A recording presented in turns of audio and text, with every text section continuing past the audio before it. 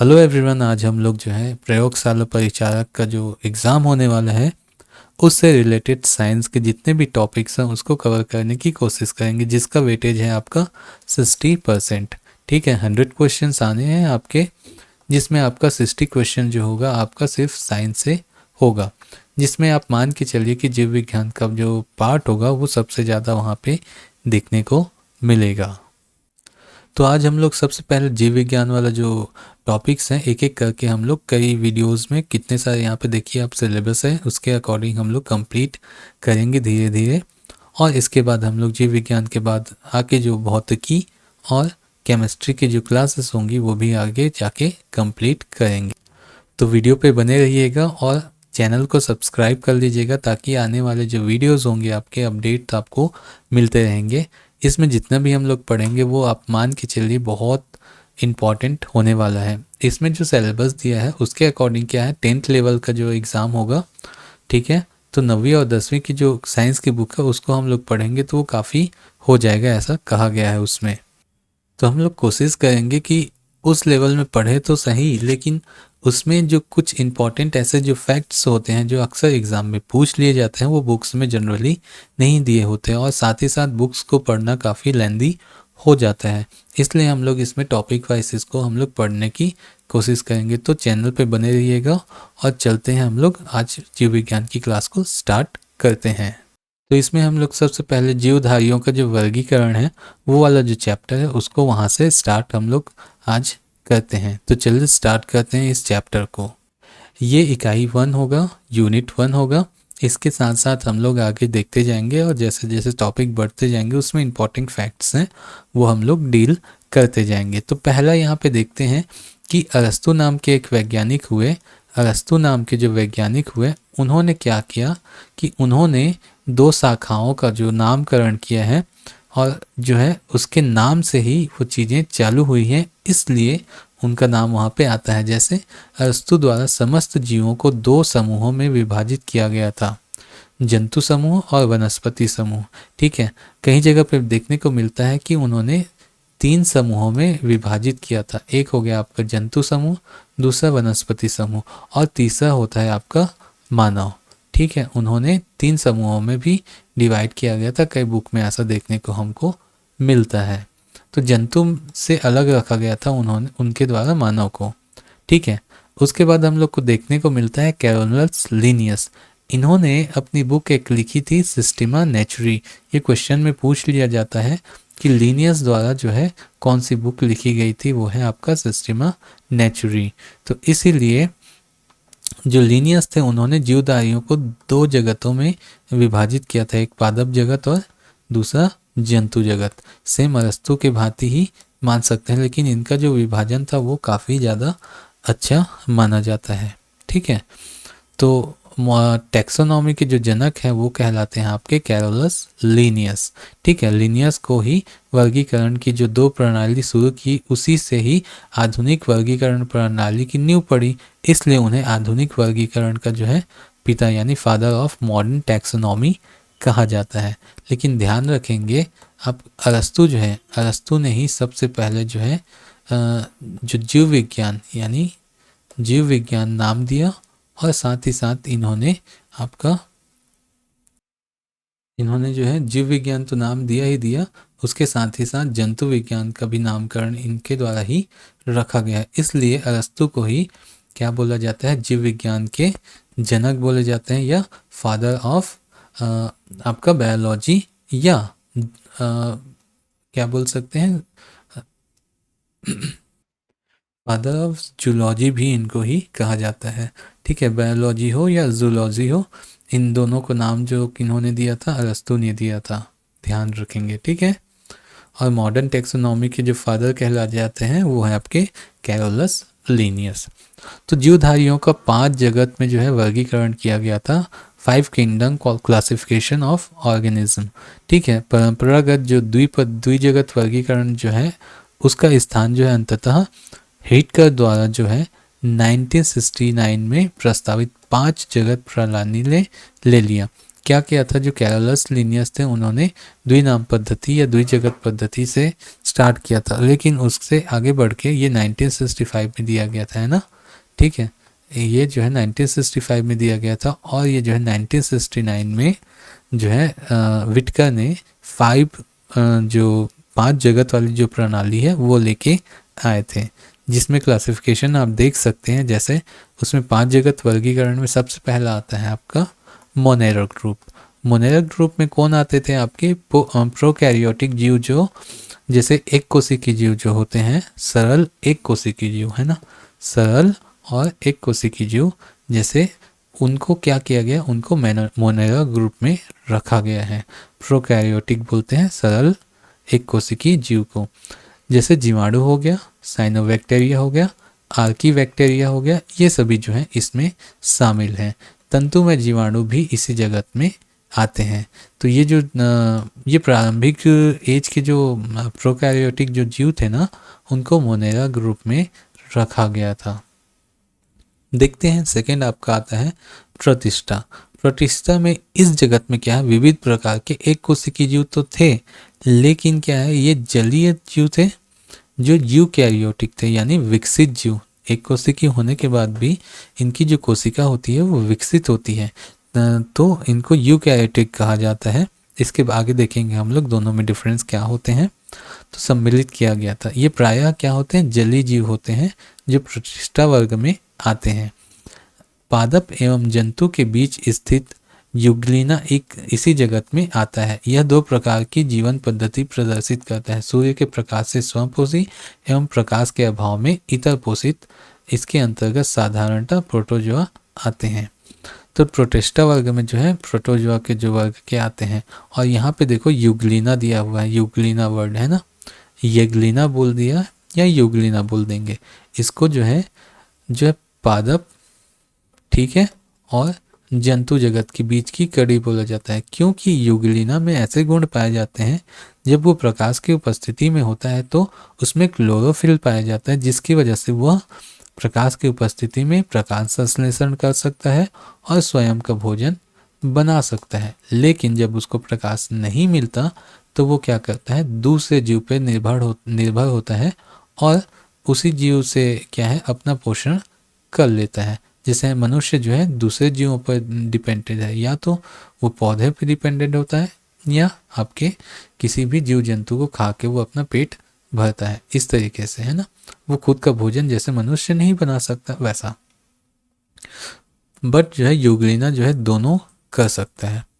तीसरा देखने को मिलता है इसी जगत में आपका पादप वर्ग। पादप वर्ग में सामान्यतः जो है जितने भी रंगीन बहुकोशिकीय प्रकाश संश्लेषी जो उत्पादक जीव हैं वो सब सम्मिलित हैं। जैसे सेवॉल हो गया, मॉस हो गया, जितने भी पुष्पीय अपुष्पीय बीजी पौधे होते हैं इसी जगत के अंतर्गत आते हैं, जो हम लोग को देखने को मिलता है। नेक्स्ट आते हैं आपका कवक यानी फंगी।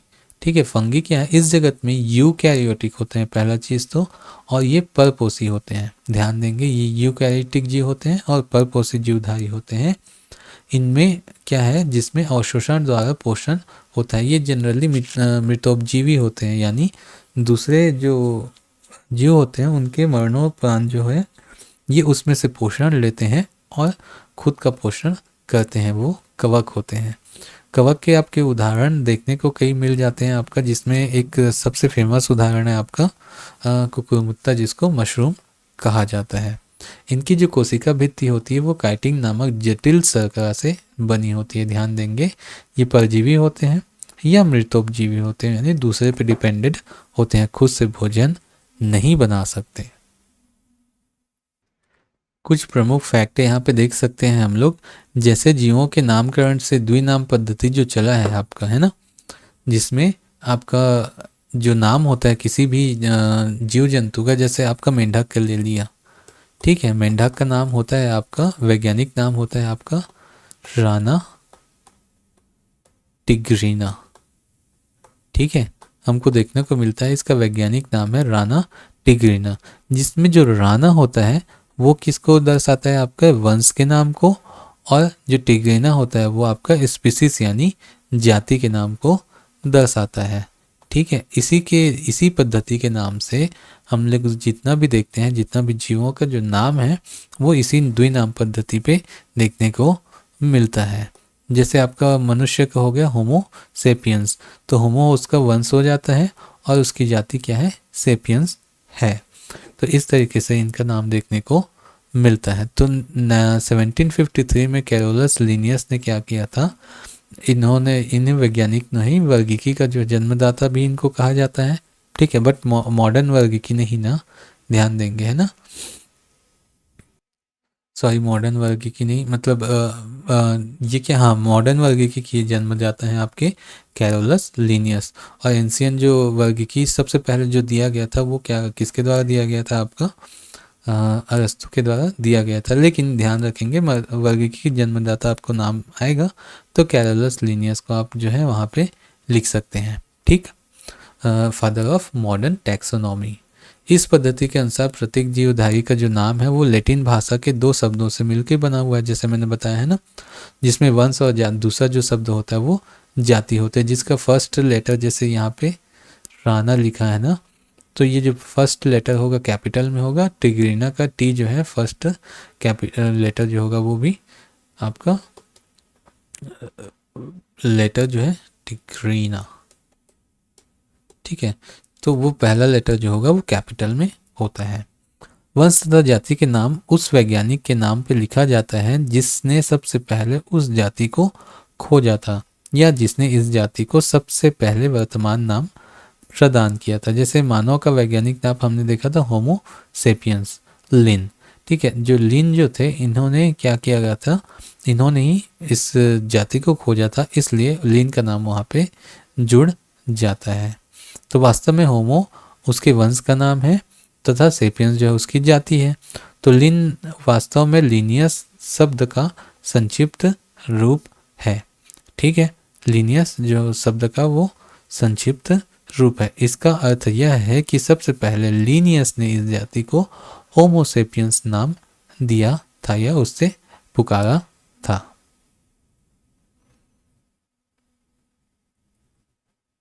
आगे हम देखते हैं इसी में कि कुछ जीवधारियों के वैज्ञानिक नाम जो अक्सर हम लोग को एग्जाम में देखने को मिलते हैं। जैसे मनुष्य का हो गया आपका होमो सेपियंस, देखिए यहाँ पे जो फर्स्ट लेटर होता है वो कैपिटल में होता है, वंश और जाति दोनों का, वंश और जाति दोनों का, वंश यानी जीनस और जाति यानी स्पीसीज।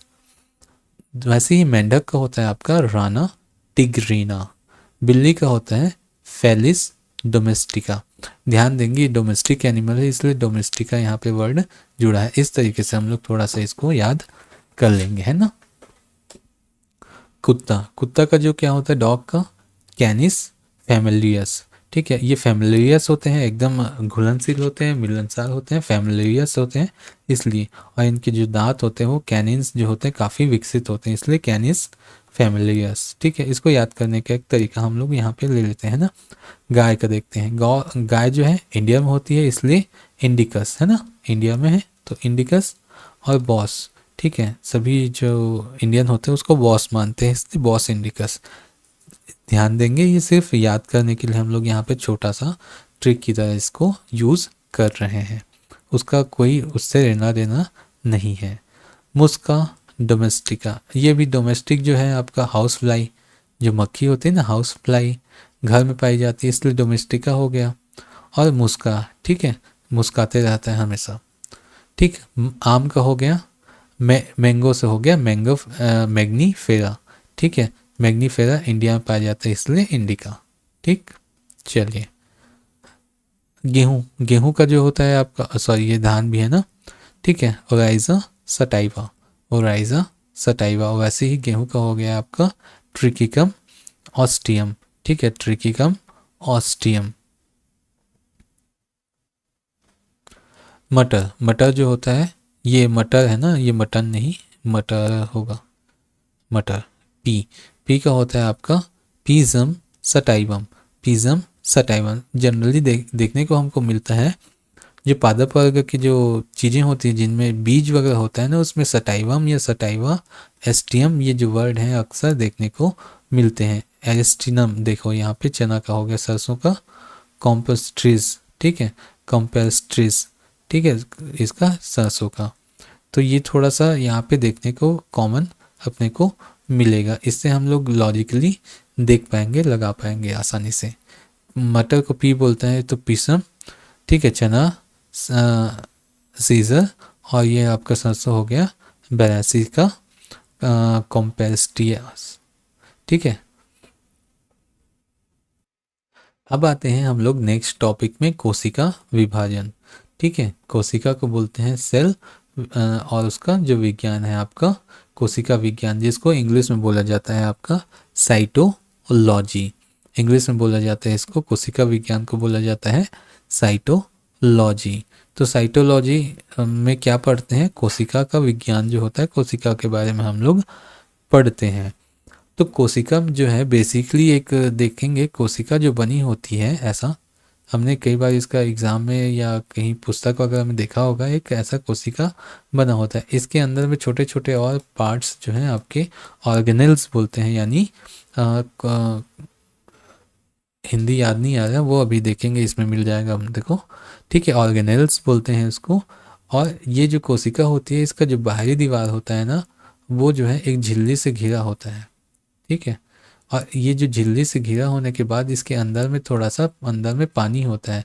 पानी जो द्रव्य होता है ना, जो द्रव होता है, उसको बोलते हैं जीव द्रव्य। इसके जीव द्रव्य के अंदर में जो छोटे छोटे और आपके ऑर्गेनेल्स होते हैं, जैसे आपका राइजोबियम हो गया, और आपका क्लोरोफिल हो गया, वैक्यूल्स हो गए, आपका सेंट्रोसोम हो गया, ये सब जो है इसके अंदर में हमको देखने को, माइटोकॉन्ड्रिया हो गया, आपका गोल्जी बॉडी हो गया, ये सब इसके अंदर में हमको देखने को मिलते हैं। और इसके बीचों बीच होता है आपका न्यूक्लियस यानी नाभिक, और ये भी एक झिल्ली से आपका घिरा होता है। तो इसका जो केंद्र होता है, केंद्र के अंदर पे जो है आपका जो द्रव्य भरा होता है, उसको न्यूक्लियस, आपका जो न्यूक्लियस के अंदर पे यहाँ ये केंद्रक होता है, और ये केंद्रिका झिल्ली होती है ना, तो इसके अंदर भी एक जो है द्रव पाया जाता है, जिसको हम लोग केंद्रिका द्रव भी कहते हैं। चलिए आगे देखते हैं। इसमें जीव द्रव्य जो है आपका प्रोटोप्लाज्म, यानी जो जीव द्रव्य होता है आपका प्रोटोप्लाज्म जो है, जीव द्रव्य का नामकरण सबसे पहले पुरकिंजे ने किया था। नोट डाउन करेंगे, जीव द्रव्य का नामकरण किसने किया था, तो पुरकिंजे ने किया था। कब किया था, 1839 में किया था। क्वेश्चन ऐसे ही बनते हैं, ध्यान देंगे कि सबसे पहले जीव द्रव्य किसने खोजा था, किसने नामकरण किया था, कब किया था, ये क्वेश्चंस बनते हैं। आपको देखने से लग रहा होगा बहुत छोटा यहाँ पे हम लोग यहाँ पे डिस्क्राइब करें, लेकिन हम लोग सिर्फ और सिर्फ हमको क्वेश्चन से मतलब है, हमको बहुत ज़्यादा यहाँ पे देखने की आवश्यकता नहीं है। जो आने वाली चीज़ें हैं उसको हम लोग फोकस करेंगे। तो जीव द्रव्य का जो नामकरण है वो सबसे पहले पुरकिंजे ने किया था 1839 में, ठीक है, किया था। देखो क्या होता है, ये गाढ़ा रंगीन पारभासी लसलसा वजन युक्त पदार्थ होता है, ठीक है, ये गाढ़ा होता है, ठीक है। ये पारभासी यानी जो है इसमें से जो है देखने में आभासी जो है पार कर सकता है जो प्रकाश है, लसलसा सा होता है, ठीक है, वजन युक्त होता है, ठीक। और जीव की सारी जैविक क्रियाएं इसी में ही होती हैं, क्योंकि जो कोशिका होती है हमका जो हम देखते हैं कि ये जो कोशिका होती है इसी में ही सब चीज़ें, जीव की जितनी भी क्रियाएं हमको देखने को मिलती हैं। कोशिका हो गया, कोशिका नहीं होने से शरीर नहीं होगा, ठीक है। जो जीव द्रव्य जो होता है जीवन की भौतिक इकाई या भौतिक आधार होता है, ठीक। जीव द्रव्य को दो भागों में बांटा जाता है, आपका कोशिका द्रव्य और दूसरा होता है आपका केंद्रक द्रव्य। हमने देखा ना यहाँ पे जो कोशिका के अंदर में जो द्रव्य भरा होता है, जिसमें आपके दूसरे ऑर्गेनेल्स जो हैं आपके होते हैं, वो आपका कहलाता है आपका कोशिका द्रव्य। और जो जहाँ पे न्यूक्लियस उसके झिल्ली के अंदर पे सुरक्षित रहता है, उसमें जो द्रव्य भरा होता है वो होता है आपका केंद्रिका द्रव्य, ठीक। इसको इंग्लिश में देख लेते हैं। आपका एक होता है आपका साइटोप्लाज्म जो कोशिका द्रव्य होता है, आपका न्यूक्लियोप्लाज्म जो होता है आपका केंद्रक का जो द्रव होता है वो केंद्रक द्रव्य कहलाता है। जीव द्रव्य का लगभग 80% भाग क्या होता है, जल होता है। कहीं कहीं पे ये 90% तक आपको देखने को मिलेगा। तो ध्यान रखेंगे 80 या 80% एबव। जीव द्रव्य में अकार्बनिक एवं कार्बनिक यौगिक का अनुपात 81:19 होता है। ये क्वेश्चन आपका आता है, ध्यान में रखेंगे कि अकार्बनिक और कार्बनिक, यानी अकार्बनिक कितना होता है 81, ठीक है, और उसका रेशियो कार्बनिक के साथ होता है 19। तो अकार्बनिक और कार्बनिक का जो रेशियो होता है आपका 81:19 होता है। अब देखते हैं सबसे पहला कोशिका। कोशिका को इंग्लिश में बोला जाता है आपका सेल, CELL। तो सबसे पहले जब रॉबर्ट हुक ने जो सेल खोजा था, तो सेल जो था वो आपका ये मधुमक्खी के छत्ते की तरह ऐसा षटकोणीय जो है आपका दिखाई दिया था। उन्होंने क्या किया था, पौधे का जो मरा हुआ छिलका लिया था, उसमें जो है सेल जो है ऐसा चतुष्कोणीय या षटकोणीय आपको उसको देखा गया था, जो क्या है मधुमक्खी के छत्ते में जो सेल होता है ना वैसे ही दिखाई देता है। तो उन्होंने क्या किया था, उसको सेल नाम दिया था। ठीक है, तो देखते हैं यहाँ पे तो कोशिका जीवन की सबसे छोटी इकाई होती है, जिसे कार्यात्मक एवं संरचनात्मक इकाई कहते हैं। ये एंटोन वॉन लीवेनहॉक ने पहली बार कोशिका को देखा था, वह इसका वर्णन किया था। ध्यान रखेंगे जो लीवेनहॉक जो थे उन्होंने जीवित कोशिका देखा था, और जो आपके जो रॉबर्ट हुक थे उन्होंने मृत कोशिका देखा था। तो इसलिए दोनों में थोड़ा सा डिफरेंस हमको देखने को मिलता है। तो इन्होंने ही जो लीवेनहॉक ने कहा था कि कोशिका जो है जीवन की कार्यात्मक और संरचनात्मक इकाई होती है। The cell is the basic, या ऐसा कह सकते हैं कि सेल जो होती है, cell is a smallest fundamental and structural unit. ठीक, तो एंटोन लीवेनहॉक ने इसको ऐसा फर्स्ट टाइम कहा था। कोशिका के अध्ययन के विज्ञान को ही क्या कहा जाता है, आपका साइटोलॉजी कहा जाता है, मैंने पहले ही बताया था। ठीक है, तो रॉबर्ट हुक ने जो है 1665 में जो है कोशिका शब्द का प्रयोग सर्वप्रथम किया था। ये अंग्रेज वैज्ञानिक थे, ध्यान रखेंगे अंग्रेज वैज्ञानिक थे रॉबर्ट हुक। इन्हें को जो है सेल थ्योरी या साइटोलॉजी का जन्मदाता ऐसा कहा जाता है। तो सबसे छोटी कोशिका जीवाणु जो होती है आपका माइक्रोप्लाज्मा गैलीसेप्टिकमा होती है। ठीक है, माइक्रोप्लाज्मा गैलीसेप्टिकमा होती है। ठीक है, सबसे लंबी कोशिका जो होती है आपकी तंत्रिका तंत्र की कोशिका होती है। किसी भी देखेंगे तो, और सबसे बड़ी जो कोशिका लंबी कोशिका तो आपका तंत्रिका तंत्र हो गया, और बड़ी कोशिका होता है शुतुरमुर्ग के अंडे में पाया जाता है आपका सबसे बड़ा जो कोशिका होता है। यहीं पे हम लोग अगर ध्यान दें कि किसी भी मनुष्य के अंदर पे अगर मनुष्य बोला, ठीक है, तो मनुष्य के अंदर में सबसे बड़ा आपका कोशिका पाया जाता है, वो है आपका सबसे बड़ा कोशिका है ना, सबसे बड़ा कोशिका होता है आपका फीमेल का ओवम। ठीक है, फीमेल का ओवम यानी अंडाणु। और सबसे छोटा अगर मनुष्य में बोला जा रहा है ना, ठीक है, ध्यान देंगे मनुष्य में, यहाँ पे मेल या फीमेल नहीं बोला जा रहा है, तो मेल का स्पर्म, ठीक है, शुक्राणु, वो सबसे छोटा आपका कोशिका होता है। ठीक है, अगर मनुष्य में पूछे तो। और अगर फीमेल में ही पूछे, अगर फीमेल में ही सबसे बड़ा तो अंडाणु हो गया, और सबसे छोटा होता है आपका RBC, फीमेल के कैटेगरी में है ना। और मेल में होता है सबसे छोटा तो शुक्राणु हो गया, लेकिन सबसे बड़ा होता है आपका न्यूट्रॉन, जो आपका जो तंत्रिका कोशिका होती है ना, वो जो है आपकी सबसे बड़ी होती है। ठीक, चलिए देखते हैं कोशिका सिद्धांत का जो प्रतिपादन है 1838-39 में स्लीडन एंड स्वान ने किया था। ध्यान देंगे स्लीडन एंड स्वान ने जो है कोशिका सिद्धांत का प्रतिपादन किया था। किन्होंने किया था? स्लीडन एंड स्वान। इनका पूरा नाम है आपका मैथियस स्लीडन और थियोडर स्वान। ठीक है, तो हम लोग जनरली इसको स्लीडन एंड स्वान नाम से जानते हैं। इन्होंने 1838-39 में क्या किया था? कोशिका सिद्धांत का प्रतिपादन किया था। ठीक, अब देखते हैं कोशिका के दो प्रकार होते हैं। हमने पहले ही देखा था आपका प्रोकैरियोटिक एंड यूकैरियोटिक। तो हमने एकदम बेसिक समझिए इसमें प्रोकैरियोटिक और यूकैरियोटिक में।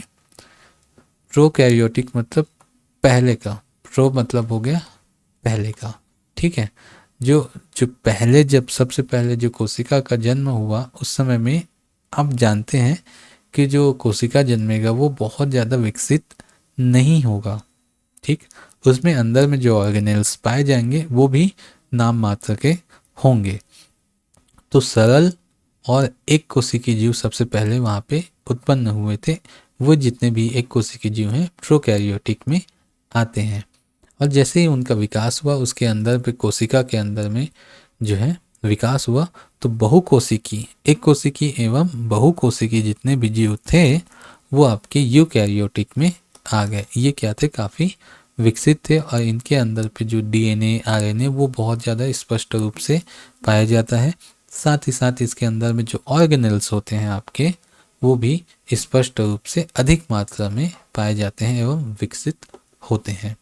तो यहाँ पे जो बुक के अकॉर्डिंग दिया है कि प्रोकैरियोटिक कोशिका, इन कोशिकाओं में हिस्टोन प्रोटीन नहीं होता, इसके कारण क्रोमेटिन नहीं पाई जाती। यही क्रोमेटिन जो है आपका गुणसूत्र का कारक होता है। तो केवल डीएनए का सूत्र ही गुणसूत्र के रूप में पड़ा रहता है। वहाँ पे सिर्फ और सिर्फ डीएनए का जो गुणसूत्र है वो ऐसा गुणसूत्र वहाँ पे काम आता है। तो जीवाणु, नीलहरित शैवाल, ये सबसे पहले के जो है ना में ऐसी कोशिकाएं मिलती हैं। अभी देखते हैं यूकैरियोटिक। इन कोशिकाओं में दोहरी झिल्ली होती है। जो हमने कोशिका ऐसा बनाया था ना कोशिका, तो इसकी जो बाहरी जो झिल्ली होती है वो डबल लेयर्ड होती है। और पौधे में क्या होता है, इसके ऊपर में और एक ऐसा वॉल होता है जिसको सेल वॉल बोला जाता है उसके प्रोटेक्शन के लिए। तो इसमें क्या है, दोहरी झिल्ली होती है, ठीक। केंद्रक का जो आवरण से घिरा हुआ सुस्पष्ट केंद्रक, इसका जो न्यूक्लियस होता है वो सुस्पष्ट होता है और ये भी झिल्ली से ही घिरा होता है, सुस्पष्ट होता है। इसमें डीएनए, आरएनए, हिस्टोन प्रोटीन ये सब जो है संयुक्त रूप से पाए जाते हैं तथा क्रोमेटिन भी इसमें अंदर पे तैरते हमको देखने को मिल जाता है। इसके अलावा इसमें केंद्रिका होती है, केंद्रक भी होता है और ये सब चीज़ें प्रोकैरियोटिक में नहीं पाई जाती। ये काफ़ी इंपॉर्टेंट हो जाता है कि प्रोकैरियोटिक क्या होता है, यूकैरियोटिक, ये जानना इंपॉर्टेंट हो जाता है। इसलिए हम लोग जैसे बचपन में पढ़ते थे ना अंतर निकाल निकाल के, वैसे एक बार देख लेते हैं। तो प्रोकैरियोटिक जो कोशिका होती है और यूकैरियोटिक जो कोशिका होती है। तो पहला, इनकी कोशिका भित्ति प्रोटीन व कार्बोहाइड्रेट की बनी होती है, ठीक। इसकी जो कोशिका भित्ति होती है वो प्रोटीन या कार्बोहाइड्रेट की बनी होती है। इसकी जो कोशिका भित्ति होती है वो सेल्यूलोज की बनी होती है। इसमें माइटोकॉन्ड्रिया, जिसे आपका पावर हाउस बोला जाता है कोशिका का, ठीक है, एटीपी बोला जाता है, वो अनुपस्थित होता है। मतलब माइटोकॉन्ड्रिया नहीं होता और इसमें माइटोकॉन्ड्रिया होता है। इसमें एंडोप्लाज्मिक रेटिकुलम जो होता है आपका, एंडोप्लाज्मिक ER बोलते हैं इसको शॉर्ट फॉर्म में, एंडोप्लाज्मिक रेटिकुलम, वो अनुपस्थित होता है और इसमें उपस्थित होता है। इसमें 70 इस प्रकार के जो राइबोसोम जो है पाए जाते हैं, 70 इस प्रकार का है ना, ठीक। और इसमें जो राइबोसोम होता है वो 80 इस प्रकार का होता है, ये विकसित होता है। इसमें गोल्जी का या गोल्जी का या गोल्जी बॉडी जो है अनुपस्थित होता है, इसमें उपस्थित होता है। इसमें केंद्रक झिल्ली जो है अनुपस्थित होती है, इसमें केंद्रक झिल्ली उपस्थित होती है। इसमें प्रकाश संश्लेषण थाइलेकाइड से होता है, ठीक है, और इसमें प्रकाश संश्लेषण क्लोरोप्लास्ट से होता है। तो थाइलेकाइड जो होता है, अभी ध्यान देंगे क्वेश्चन में अगर पूछ लिया जाए कि प्रकाश संश्लेषण के लिए इनमें से क्या आवश्यक है, और आपको जो है प्रकाश संश्लेषण के इनमें से क्या आवश्यक है और क्लोरोप्लास्ट नहीं दिया है, वहाँ पे दे दिया है आपका ऑप्शन में थाइलेकाइड, ठीक है। थाइलेकाइड आपका मान लो ऑप्शन में दिया है तो आप ध्यान रखेंगे थाइलेकाइड को वहाँ पे टिक करना होगा। भले ही वहाँ पे क्लोरोप्लास्ट नहीं दिया हो लेकिन थाइलेकाइड जो है आपका ऑप्शन में है, तो थाइलेकाइड वहाँ पे सही आंसर होगा, क्योंकि कई बार क्वेश्चन जो है ऐसे ही आते हैं। तो थाइलेकाइड जो होता है आपका इसके द्वारा भी प्रकाश संश्लेषण हो सकता है और इसके द्वारा क्लोरोप्लास्ट के द्वारा भी होता है। हाँ, ये बात अलग है कि ये प्रोकैरियोटिक में देखने को मिलता है, ये यूकैरियोटिक में देखने को मिलता है।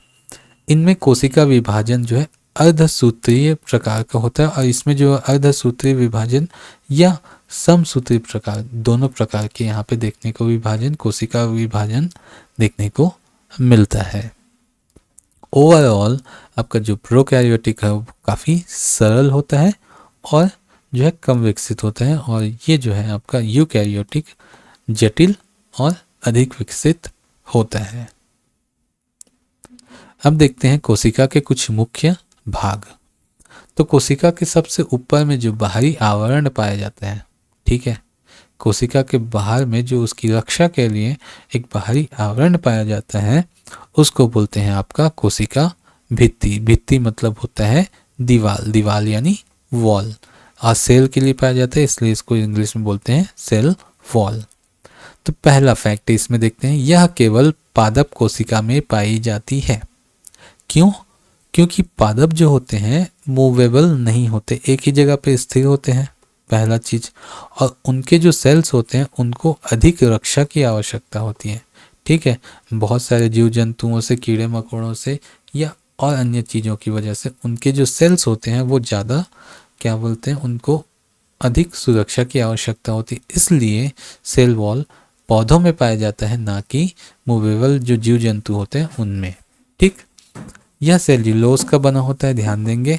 यह जो भित्ति होती है वो सेल्यूलोज की बनी होती है, जटिल शर्करा होती है, सेल्यूलोज की बनी होती है। यह कोशिका को निश्चित आकृति एवं आकार बनाए रखने में सहायक होता है। तो देखो ये जो सेल वॉल जो होगा वो क्या करेगा, उसको एक आकृति देगा किसी भी सेल को, ना कि वो कोई रैंडमली उसका आकार होगा, ठीक। नेक्स्ट चीज देखने को मिलती है कोशिका झिल्ली। ये जो है आपका जीव जंतुओं में देखने को मिलेगा, है ना। तो कोशिका के सभी अवयव एक पतली झिल्ली के द्वारा घिरे रहते हैं, इस झिल्ली को ही कोशिका झिल्ली कहते हैं। कोशिका मान लो एक गुब्बारा है, गुब्बारे के अंदर में जब पानी भरा होता है तो उसके अंदर में गुब्बारे का जो बाहरी जो आवरण होता है वही तो उसके अंदर पे पानी भर के रखता है ना, ठीक। वैसा कुछ मान के चल सकते हैं। तो वो जो झिल्ली की तरह होता है गुब्बारा, वैसे ही सेम है ना।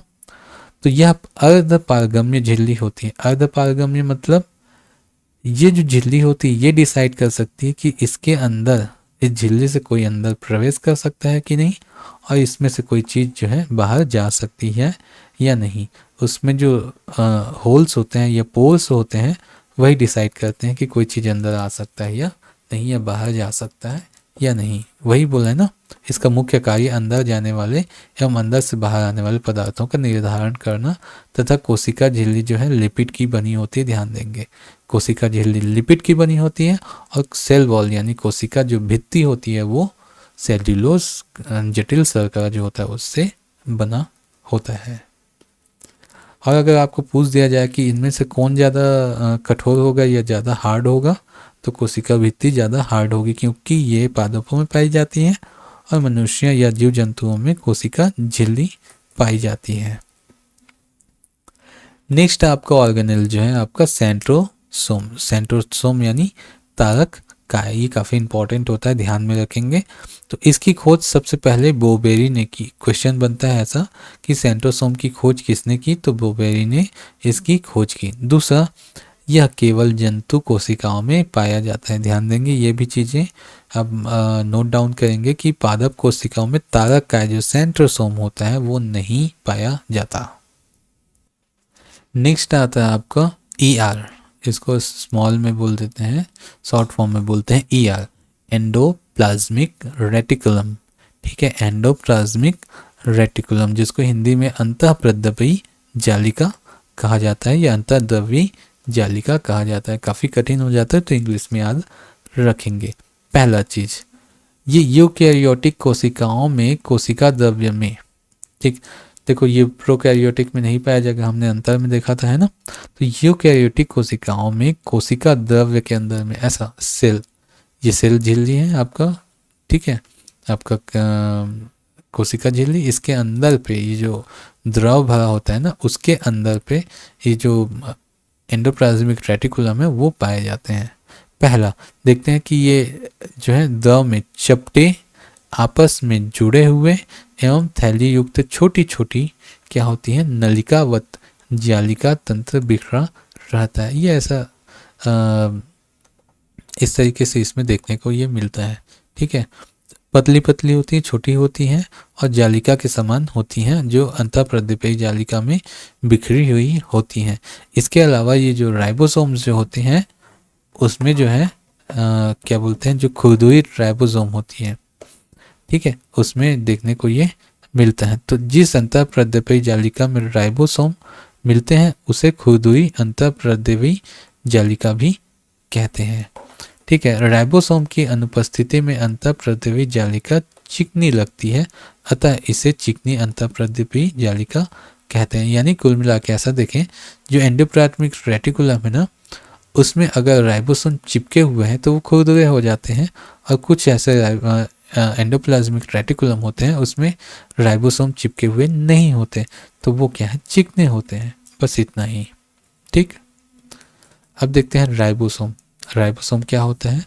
तो सर्वप्रथम राइबोसोम जो है आपका रॉबिन्स एंड ब्राउन ने 1953 में पादप कोशिकाओं में तथा जी.ई. पैलेड ने 1953 में जंतु कोशिकाओं में राइबोसोम देखा था। 1958 ईस्वी में रॉबर्ट ने इसका नामकरण भी किया था। तो 3 महत्वपूर्ण चीज़ें यहाँ पे देखने को मिलती हैं। और एक फैक्ट देख लेंगे, ये जो राइबोसोम होते हैं ये बहुत छोटे होते हैं, और इनकी जो खोज है आपकी जो इलेक्ट्रॉन माइक्रोस्कोप है उसके बनने के बाद ये हो पाया है, क्योंकि इलेक्ट्रॉन माइक्रोस्कोप होता है वो कई 100 गुना जो है उसको लार्ज कर सकता है किसी भी चीज़ को, और देख सकते हैं ना। तो उसके इन्वेंशन के बाद ही इसका जो है राइबोसोम जो है आपको देखने को मिला था। तो सर्वप्रथम रॉबिन्स एंड ब्राउन ने 1953 में ही, है ना, पादप कोशिका में, और जी.ई. पैलेड ने 1953 में ही जंतु कोशिका में राइबोसोम को देखा। ठीक, जी पैलेट जो है जंतु कोशिका, जी से जंतु, है ना, और रॉबिन्स एंड ब्राउन ने क्या किया, पादप कोशिका में, जो पादप क्या होता है, ब्राउनिश हो जाते हैं, रॉबिन्स जो होते हैं ऐसा, तो उससे ध्यान देंगे। पादप कोशिका में 1953 में ही दोनों ने देखा था, और 58 में रॉबर्ट ने इसका नामकरण किया था। ठीक, यह प्रोटीन संश्लेषण के लिए उपयुक्त स्थान प्रदान करता है। तो राइबोसोम का जो काम होता है, सबसे पहला काम होता है प्रोटीन संश्लेषण करना तथा उसे उपयुक्त स्थान जो है प्रदान करना। यह प्रोटीन का उत्पादन स्थल है, इसलिए इसे प्रोटीन की फैक्ट्री भी कहा जाता है। ध्यान रखेंगे, ऐसा जो फैक्ट आता जाएगा कि प्रोटीन की फैक्ट्री किसको बोलते हैं, ठीक है, एनर्जी की फैक्ट्री किसको बोलते हैं, आत्महत्या की थैली किसको बोलते हैं, ऐसे जो फैक्ट आते हैं ना वो अक्सर एग्जाम में पूछ लिए जाते हैं। तो प्रोटीन फैक्ट्री आपका कहलाता है आपका राइबोसोम। नेक्स्ट आता है, बहुत इंपॉर्टेंट पार्ट है आपका किसी भी कोशिका का, माइटोकॉन्ड्रिया। ये वर्ड आपने कई बार सुना होगा, कई बार, ठीक है, और इसका जो है ऊर्जा गृह है, इसको बोलते हैं, पावर हाउस बोलते हैं कोशिका का। तो ये जो माइटोकॉन्ड्रिया से क्वेश्चन कई बार बने हैं, तो ध्यान देंगे। इसकी खोज किसने की थी? अल्टमैन ने 1886 में की थी। ध्यान देंगे 1886 में जो माइटोकॉन्ड्रिया की खोज हुई थी, और बेंडा ने इसका नाम माइटोकॉन्ड्रिया दिया था। खोज करने वाले अलग हैं और नामकरण करने वाले अलग हैं, ठीक है। जैसे राइबोसोम का जो हुआ था, है ना, रॉबर्ट ने दिया था उसका नाम, लेकिन खोज करने वाले कोई और थे आपके, ठीक। वैसे ही अल्टमैन ने इसकी खोज की थी, लेकिन माइटोकॉन्ड्रिया का नाम जो है बेंडा ने दिया है। ध्यान रखेंगे, क्वेश्चन बन सकता है। यह कोशिका का श्वसन स्थल होता है। पहला चीज यहाँ पे श्वसन की क्रिया होती है, तो श्वसन स्थल अगर कोशिका का कुछ पूछा जाए तो माइटोकॉन्ड्रिया होता है। हमने देखा होगा कि जब हम लोग श्वसन करते हैं और श्वसन के द्वारा जो है अंदर जब ऑक्सीजन पहुंचता है और कोशिका के अंदर जो ऑक्सीजन है वहाँ पे उपापचय की क्रिया होती है, आपका मेटाबॉलिज्म जो फंक्शन होता है आपके किसी भी कोशिका में, तो यही जो मेटाबॉलिज्म जो फंक्शन है वो आपके माइटोकॉन्ड्रिया में परफॉर्म किया जाता है। वहीं पे ही क्या होती है, आपका जो ऑक्सीडाइजेशन होता है और एनर्जी जो है रिलीज होती है। ठीक है, एनर्जी रिलीज होती है, वो कहाँ पे देखने को मिलती है, वो है आपकी माइटोकॉन्ड्रिया में। इसीलिए इसको जो है पावर हाउस कहा जाता है। ठीक है, कोशिका का पावर हाउस कहा जाता है। एनर्जी रिलीज होगी, श्वसन स्थल होगा, श्वसन करेगा।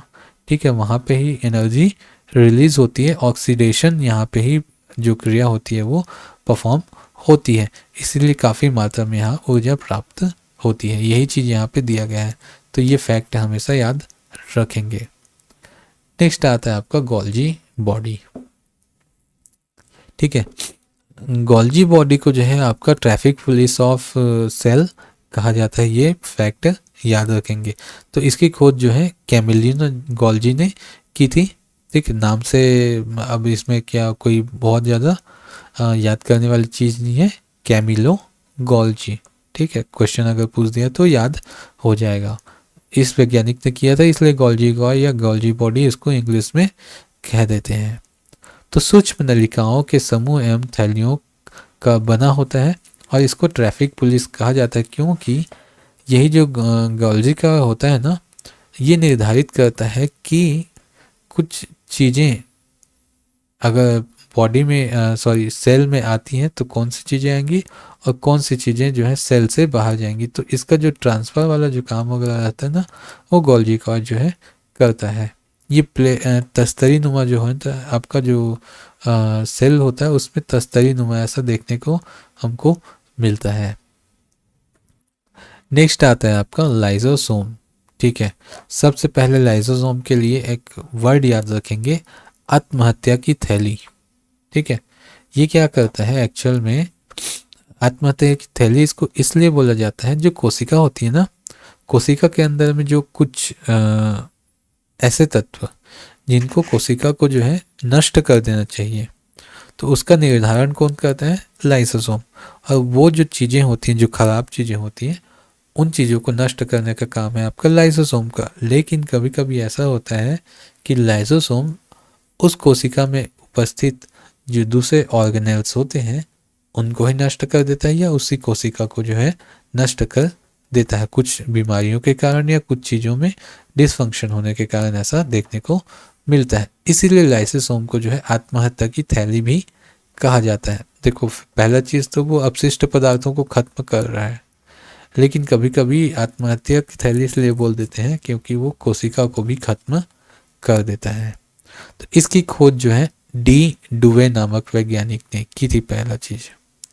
दूसरा, यह सूक्ष्म गोल एक हरी झिल्ली से घिरी हुई थैली की रचना होती है। इसका निर्माण संवेष्टन विधि द्वारा गोल्जी कॉय में होता है। गोल्जी कॉय के अंदर जो है इसका निर्माण होता है। पहला चीज, एक हरी झिल्ली से, मतलब एक पतली झिल्ली से वो घिरा होता है और थैली की तरह संरचना इसमें होती है। ऐसे ही आत्महत्या की थैली कहते हैं। क्यों कहते हैं, हमने देखा। लवक, पहला चीज शब्द से याद रखेंगे, जो प्लास्टिड्स होते हैं आपके, जो लवक होते हैं, वो केवल और केवल पादपों में पाए जाएंगे। इतना तो सुना होगा, हरित लवक है ना, क्लोरोप्लास्ट। ठीक है, तो क्लोरोप्लास्ट आपके किस में पाए जाते हैं, केवल और केवल पादपों में पाए जाते हैं, यूग्लिना को छोड़ के।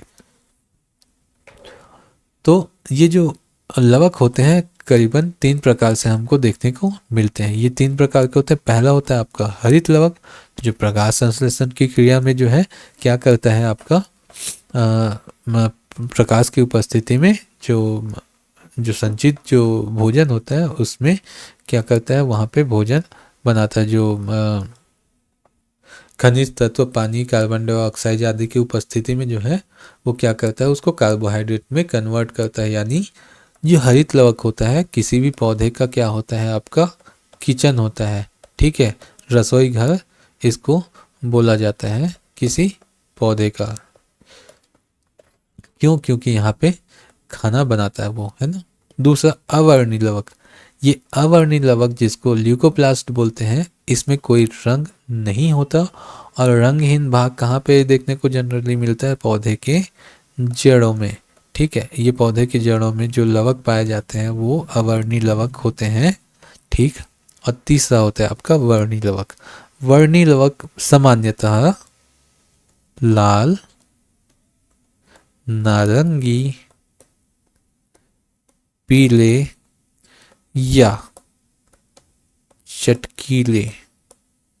ठीक है, चटकीले में आपका बैगनी हो गया, बहुत ज़्यादा ब्राइट कलर कोई सा भी ले सकते हैं, ऐसा जो कलर होता है उसमें वर्णी लवक पाए जाते हैं। लेकिन सामान्यतः लाल, नारंगी, पीले कलर पाए जाते हैं, जो अक्सर हमको देखने को मिलते हैं कहाँ पे?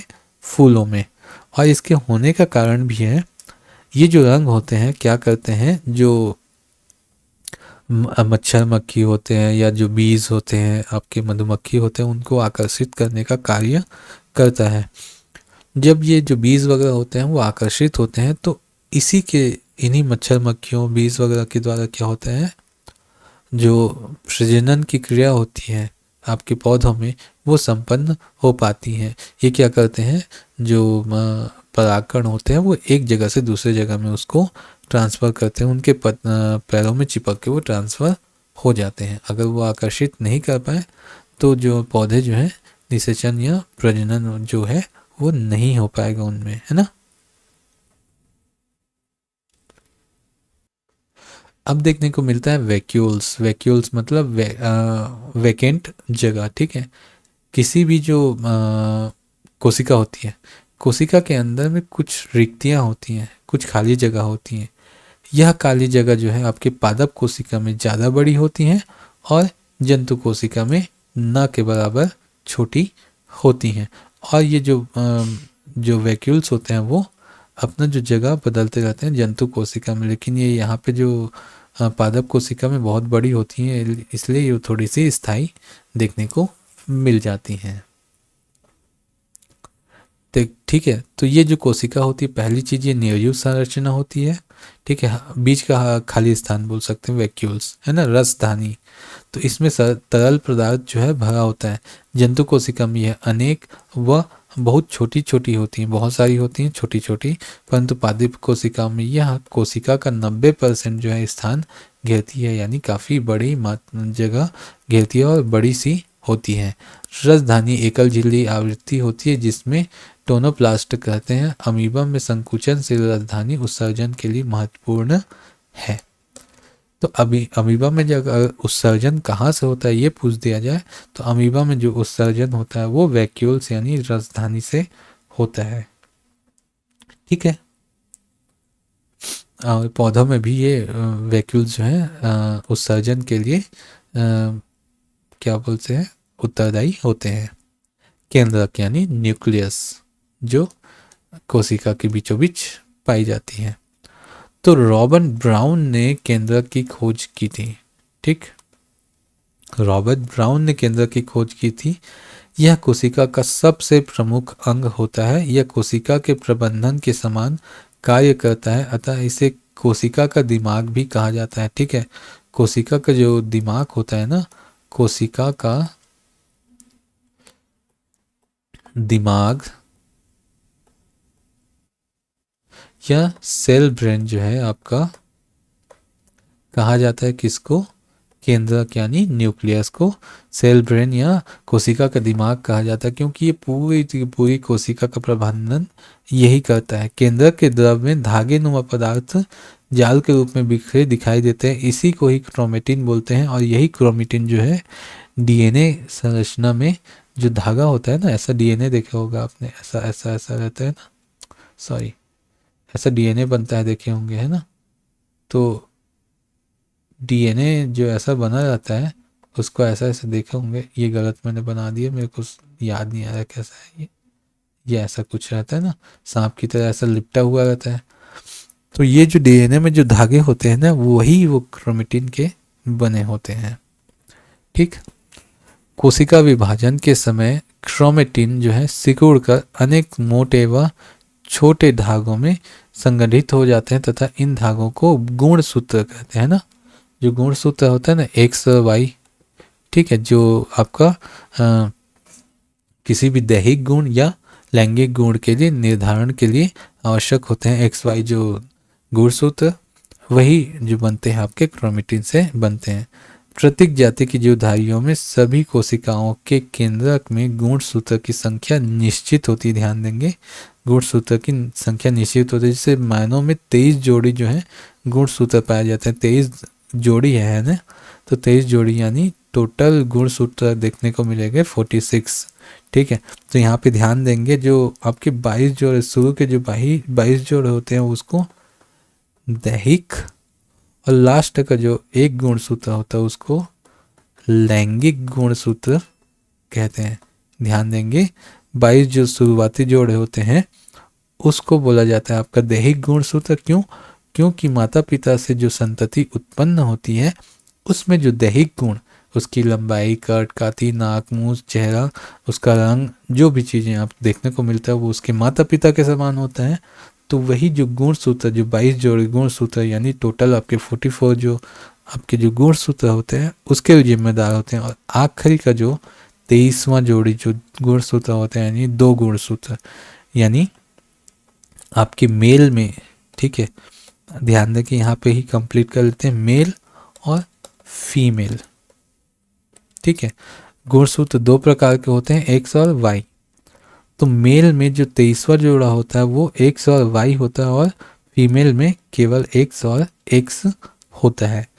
तो यही गुणसूत्र निर्धारण करते हैं कि होने वाली जो संतति है उसका लिंग क्या होगा, पुरुष होगा या महिला होगी। अगर देखें कि अगर ये जो गुणसूत्र है जब आपस में मिलते हैं, ठीक है, निषेचन क्रिया के द्वारा, अगर एक्स एक्स मिले, ठीक है, ये एक्स इस एक्स के साथ में या ये एक्स इस एक्स के साथ में मिले, तो गुणसूत्र क्या बना है, एक्स और एक्स, यानी जो संतति होगी वो मादा होगी, ठीक है, फीमेल होगी। और अगर यही वाई जो है इनमें से कोई भी एक वाई हो गया, ठीक है, वाई एक्स या एक्स वाई हो गया, तो जो संतति होगी वो पुरुष जो है पैदा होगी। तो इसीलिए जो लास्ट का जो 23वां जो जोड़ा होता है वो लैंगिक कहलाता है, और बाकी जो 22 जोड़े होते हैं वो दैहिक कहलाते हैं। ठीक, यहाँ देख लेते हैं, मतलब मानव में 23 जोड़े, चिंपैंजी में 24 जोड़े और बंदर में 21 जोड़े होते हैं। ध्यान रखिएगा, ये क्वेश्चन कभी कभी पूछ लिए जाते हैं। अब देखते हैं डीएनए की संरचना। तो डीएनए का जो अधिकांश मात्रा जो होता है केंद्रक में होता है, पहला चीज, ठीक। यद्यपि इसकी कुल मात्रा माइटोकॉन्ड्रिया तथा हरित लवक में भी मिलती है। यहाँ कुल लिखा है, ये कुल नहीं होगा, ये कुछ होगा, ठीक है, कुछ मात्रा माइटोकॉन्ड्रिया में और हरित लवक में पाई जाती है। ये जो क्षार जो होता है, इसमें जो क्षार पाए जाते हैं, 4 टाइप के, जो डीएनए के अंदर में 4 टाइप के क्षार पाए जाते हैं। हमेशा ध्यान रखेंगे, डीएनए के अंदर में 4 टाइप के क्षार पाए जाते हैं। यानी अगर डीएनए कुछ ऐसा बने, जस्ट अ मोमेंट, मैं एक बार बनाने की कोशिश करता हूँ। कुछ इस टाइप का डीएनए बना होता देखे होंगे, और ये जो है आपस में क्या है, ऐसे जुड़े होते हैं, ऐसा, ठीक है, ऐसा जुड़े होते हैं। तो ये जो आपस में जुड़ने वाली जो धागे के समान जो ये जो दिख रहे हैं ना, ये जो धागे दिख रहे हैं ये द्विसूत्री होते हैं, दो रस्सी होती है, इसलिए डीएनए को जो है द्विसूत्रीय बोला जाता है। ठीक है, डाई आपका जो द्विसूत्री ये होता है। दूसरा चीज, ये जो आपस में इनको जो जोड़ने वाली जो कड़ी होती है वो चार प्रकार के क्षार यानी बेस से मिलके बनी होती है। Adenine, guanine, thymine and cytosine. कौन कौन सी? Adenine, guanine, thymine and cytosine. Adenine का ए, गुआनिन का जी, थाइमिन का टी और साइटोसिन का सी। तो ध्यान रखेंगे इसमें जो है कभी भी एडेनिन, गुआनिन, थाइमिन और साइटोसिन आपस में एक दूसरे के साथ जब जोड़े बनाते हैं तो वो निश्चित होते हैं। जैसे गुआनिन का G goes to C and A goes to T। ठीक है, जीसी यानी गवर्नमेंट कॉलेज ऐसा याद रख लेंगे। एटी मतलब आपका अल्टरनेट या कुछ भी, एट एट याद रख लेंगे, एट है ना ऐसा। तो जीसी गवर्नमेंट कॉलेज, एटी मतलब एट। तो गुआनिन हमेशा साइटोसिन से जुड़ेगा या साइटोसिन गुआनिन से जुड़ेगा या इन्हीं का ही पेयर बनेगा, ठीक। और ये आपका ए हमेशा टी से जुड़ेगा। ए मतलब हो गया आपका एडेनिन, हमेशा किससे, थाइमिन से जुड़ता है। कभी भी सी ए से या जी टी से नहीं जुड़ेगा, ठीक। ध्यान रखेंगे इस चीज़ को। ये चीज़ यहाँ पे दिया है, एडेनिन व थाइमिन के बीच 2 हाइड्रोजन आबंध होते हैं, ठीक है। हाइड्रोजन आबंध से जुड़े होते हैं, ये ध्यान रखेंगे, हाइड्रोजन आबंध से जुड़े होते हैं। यहाँ दिया है साइटोसिन हमेशा गुआनिन से और एडेनिन हमेशा थाइमिन से जुड़ा होता है, ए टी सी जी या जी सी, ठीक। आगे आते हैं, ये द्विकुंडलित संरचना होती है ना, 2 धागेनुमा जो कुंडलियां होती है ना ऐसा, ठीक है। वो 2 धागे जो हैं द्विकुंडलित संरचना कहलाती है, जिसकी खोज जो है 1953 में इस मॉडल को दिया था किसने, ठीक है, जेडी वॉटसन एंड क्रिक ने। इस कारण इनको नोबेल पुरस्कार भी 1953 में दिया गया था, है ना। नोबेल पुरस्कार इनको दिया गया था, किसको, वॉटसन एंड क्रिक को। डीएनए का कार्य क्या होता है कि डीएनए का एकदम सिंपल सा चीज़ बोलिए कि जो डीएनए के अंदर जो जीन इकाई पाई जाती है ना, वो क्या करते हैं, आनुवांशिकता की जो कड़ियाँ होती है, आनुवांशिकता को अपने पेरेंट्स से या अपने पूर्वजों से अपने आने वाली जनरेशन की ओर ट्रांसफ़र करती है, जिसके कारण जो है जो संतति होती है वो अपने माता पिता के समान जो है उनमें संरचना गुण आदि पाए जाते हैं, ठीक। नेक्स्ट आता है आपका आरएनए। आरएनए की संरचना जो होती है वो सिर्फ और सिर्फ एक सूत्रीय होगी, ठीक है। इसमें केवल एक सूत्र होगा, ठीक। ये डीएनए की तरह 2 सूत्रीय नहीं होगा, ठीक। पहला चीज, डीएनए में जैसे इसमें जो आपका बेस होता है ना, नाइट्रोजन बेस होता है, वैसे ही इसमें भी बेस होते हैं। उसमें देखा था जी सी ए और टी, गुआनिन, साइटोसिन, एडेनिन और थाइमिन, ठीक। लेकिन इसमें जो है आपका थाइमिन जो है अनुपस्थित होता है। इसकी जगह में आपका, थाइमिन की जगह में होता है आपका यूएसएल, यू। एयू बताइए तो कमेंट करके, एयू किसका आपका आवर्त सारणी में एयू किसको बोलते हैं वो कमेंट करके बताइएगा, उससे याद रख लेंगे, है ना, ठीक है। तो गुआनिन साइटोसिन से जुड़ता है और एडेनिन जो है आपका यहाँ पे क्या है, यूएसएल से देखने को जुड़ता है, ठीक। तो इस प्रकार से अस्थायी जो डीएनए आरएनए संकर का जो निर्माण होता है, ठीक है। तो इसमें श्रृंखला में आरएनए की जो न्यूक्लियोटाइड जो होते हैं आकार जुड़ी होती है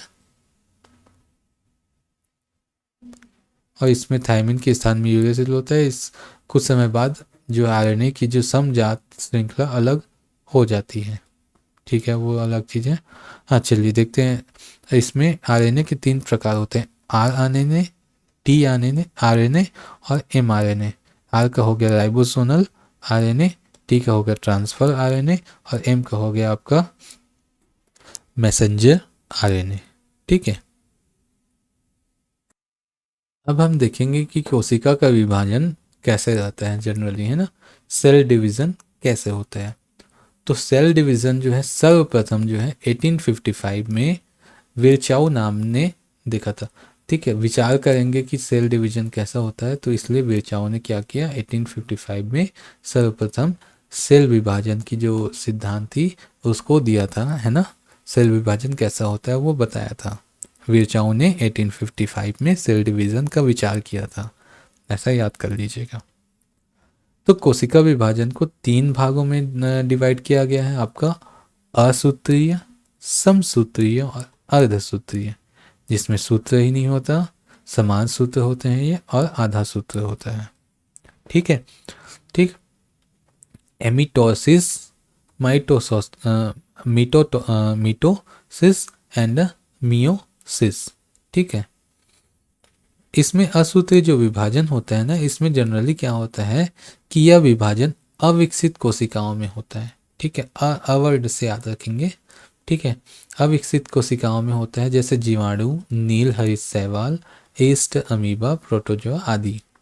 क्योंकि इनमें आरएनए जो है अनुपस्थित होता है ना, इसके वजह से डीएनए जो है, आरएनए जो डीएनए आरएनए जो होते हैं आपके देखने को न के बराबर या अविकसित मिलते हैं, इसलिए असूत्रीय विभाजन होगा इनमें, है ना। जो कोशिका का विभाजन होगा असूत्रीय होगा। समसूत्रीय में क्या होता है, इसमें जनरली क्या होता है, विभाजन की प्रक्रिया को जंतु कोशिकाओं में सबसे पहले जर्मनी के वैज्ञानिक ने क्या किया था, बाल्थेयर फ्लेमिंग ने 1879 ईस्वी में देखा था, और उन्होंने 1882 में इस प्रक्रिया को माइटोसिस नाम दिया। ठीक है, समसूत्रीय विभाजन जो माइटोसिस होता है ना, उसको जो है 1882 में सबसे पहले वॉल्थियर फ्लेमिंग ने दिया, और 1879 में उन्होंने देखा था, तो 3 साल बाद उसके बारे में बताया था। ठीक है, यह विभाजन जो है कारिक कोशिका में देखने को मिलता है।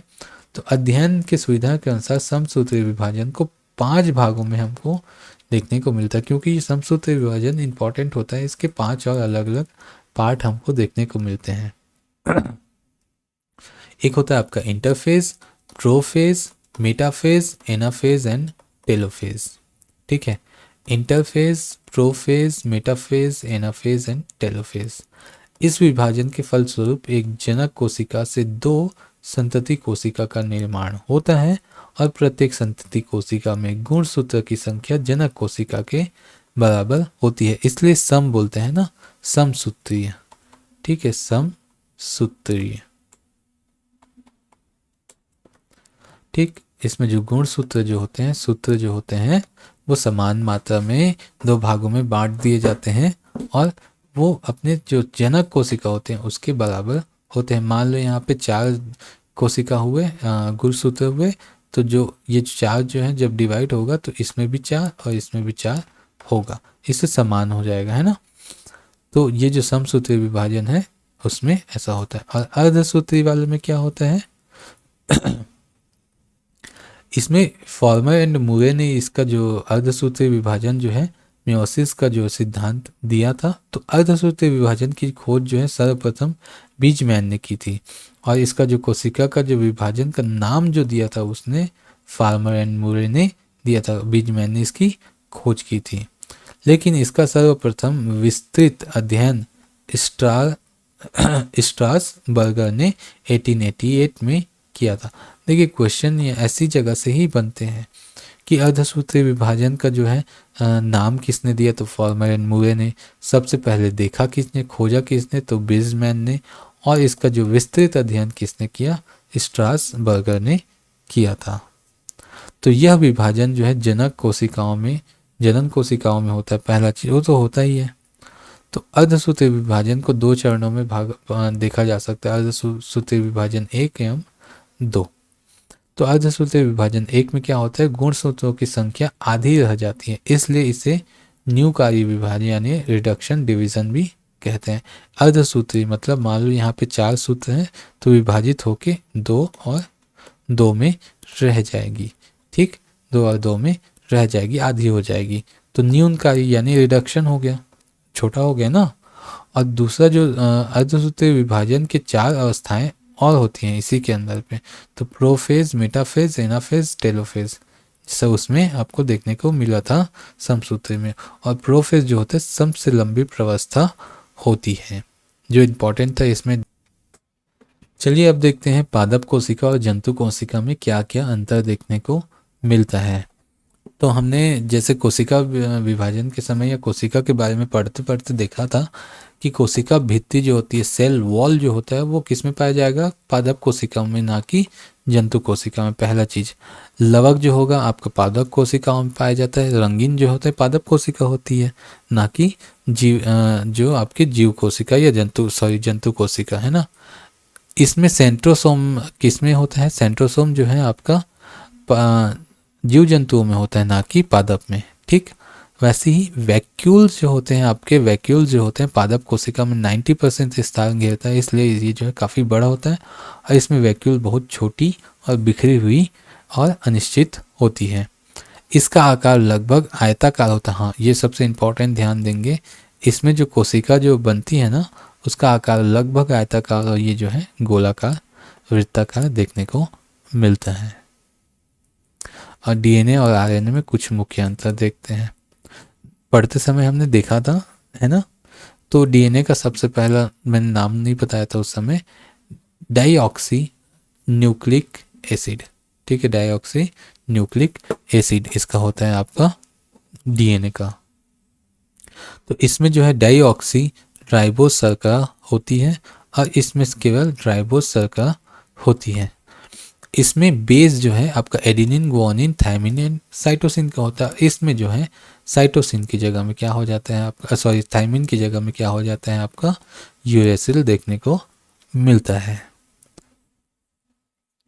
जैसे यहाँ पे थायमिन का टी हो गया, थायमिन के बाद क्या आता है U, S T U V. तो टी के बाद क्या आता है आपका यू आता है। तो जैसे डीएनए में टी आ गया तो उसके बाद क्या आएगा यू आएगा, ऐसा। यह मुख्यतः केंद्रक में पाया जाता है। ठीक है, ये केंद्रक में पाया जाता है और यह केंद्रक एवं कोशिका द्रव्य दोनों में पाया जाता है। आरएनए जो है कोशिका और कोशिका द्रव्य दोनों में पाया जाता है। तो नेक्स्ट वीडियो पे मिलते हैं, तब तक के लिए बाय बाय।